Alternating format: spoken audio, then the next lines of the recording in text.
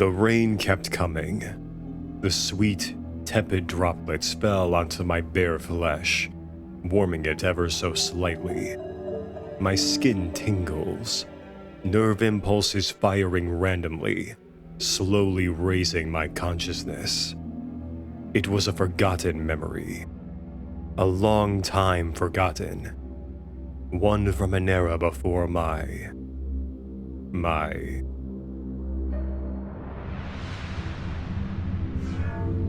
Didactic feedback registered.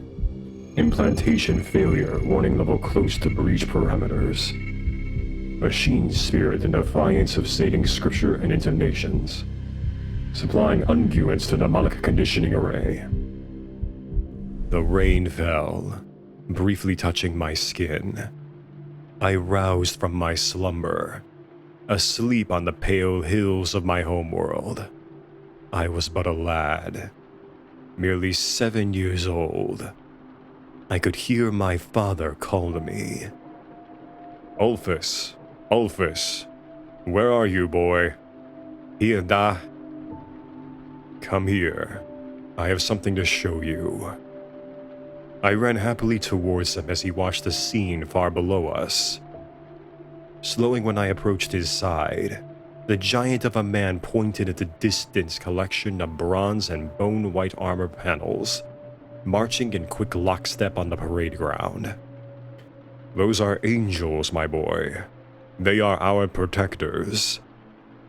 I looked on with amazement. What a sight to behold. Giants clad in ceramite, a new word in my vocabulary, all bearing the winged equivalent of the... what were they called? Astartes. The angels benevolent. He looked on in wonder at the sight. I looked to his face. It contorted slightly, when a larger moving slab of metal and cogs marched alongside the superhuman space marines. I asked my Da the question he would never answer. What is that, Da? He did not answer. We do not speak of them. Of what? His mouth moved, but no sound came. Only a binaric hiss and pain. So much pain. Psycho-indoctrination failure exceeding acceptable parameters. Additional life support failing. Machine spirit rejection now at 67% and climbing. The machine is the body. The body is safe within the machine. Push synaptic connection protocols to 125%. Check the comms buffers. Adjust the containment gel volume. A hiss of binaric and dronal reply followed the reedy voice of the second person in the room with me. Synaptic membrane junctions firing at 118% efficiency. Potential loss parameters now at 72%. Test the noospheric linkages. Salve the spirit of the interred. It rushed back. The feel of bare ceramite on my skin. The fresh wounds from the black carapace installation procedure leaving what remained of my flesh pink and sore. I was no longer the boy my father knew. He stood now, watching from the sidelines as my battle brothers and I marched past. He stared in awe, mouth fighting to form coherent thoughts, but wordless in the end. I did not acknowledge him. That was my past life. This was what I was always meant to be. Coming to attention, the chaplain and tech marine checked over our armor cables and warp plate connectors. You are Astartes, servant of the God Emperor. You will know no fear. You will not falter.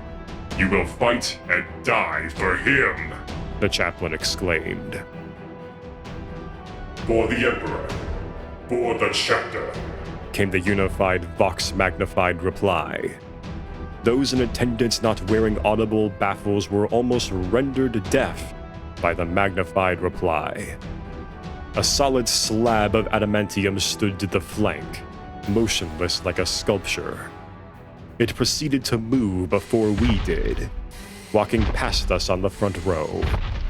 I dared not look at the coffin vision slit in the center. 10 paces from us it stopped, turning 90 degrees, leaning down to look upon us new bloods. The coffin spoke. Only in death does duty end.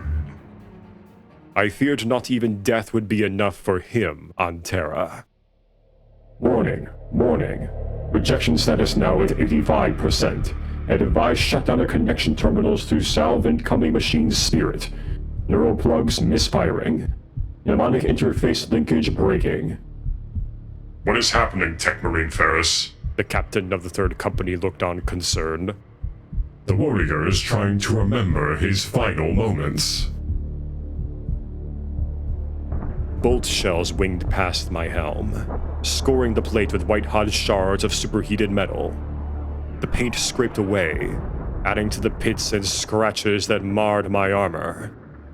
As sergeant in the 5th Squad, 3rd Company, I had proven my mettle on over 100 campaigns, earning laurels and markings, alongside advancement to 3rd Company. The rapid-firing slug pelted my raised gorget, flecking off the base armor coloring. Gray replaced bone white, as tiny fragments of identity were stripped away. I will endure this. The intense firepower unleashed by the swiftly moving horde fell like rain from an earlier age. This rain was not the strongest I had endured, but the most lasting. A lone shell took my helm, as a brute of an orc knob came into view. My eyes beheld the green skin in disgust as he hauled an axe the size of a mortal man. Blood drenched its hard-sided surface. My comrade from 6th Squad became the unwilling host of the charnel mess that spoiled the bare metal blade. Gripping my own power weapon, I unleashed its barely contained wrath, letting it thrum to life. Charging forward, our Vox-amplified battle cries diminished among the greenskin yells. The rumbling horde stormed forward. We clashed at a staggered line of muscle and ceramite, the crescendo hell of noise piercing as my blade cut the first greenskin in half. Immediately, another took its place, swinging wildly as I parried each strike. All around my brothers were locked in their own engagements, blade against blade, orc versus Astartes. Only one side would walk away. The words of my chaplain came to recall. You will fight and die for he on Terra, for the Imperium, for the chapter. The words echoed around me, gnawing at my conscience as my vision began to blur upon each syllable. What I saw was a cold void that began forming into the vision slits of a dreadnought, finding myself prepared to disembark into battle once more. No sound, no sensation. I was at a loss for words, for it was my one true fear, to be imprisoned within that structure. No indoctrination removed that from me. Only in death does duty end, not just death. I took the head of the orc, unaware of his axe buried deep into my flank. Viscous green ichor spilled across my features as I felt my life fade from the wound on my side. I collapsed to the ground. I am ready to greet you, O Master of Mankind. Take me, for my duty is done. Darkness enveloped me as these thoughts pressed into my mind, readying for death's embrace.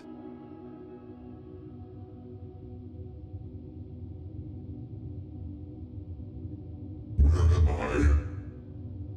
The battle barge, Honor Brother Navarus. The tech marine and monochrome colors on my neural interface showed, directly connected to my optical cortex.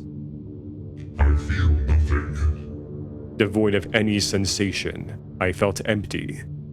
Instinctively, I tried to move, but my efforts to walk were made futile by the non-existence of my legs.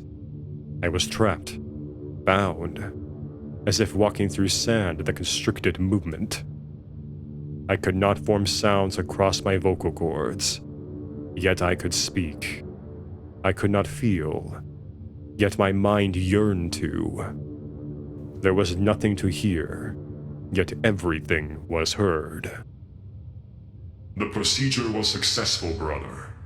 You are now honored Sextus. Your duty is not at an end. I will no longer feel the rain on my face. No longer watch my brothers with human eyes as they trek. I will no longer hold a bolter with powerful fingers, only mechanical digits. I will no longer yield to the needs of the flesh. I will live forever, encased in this womb of metal and fluid. I must scream. I must scream. I have no mouth, but I must scream. Only your death gets to the end. I calmly proclaimed. Deep inside, my soul cried out in anguish.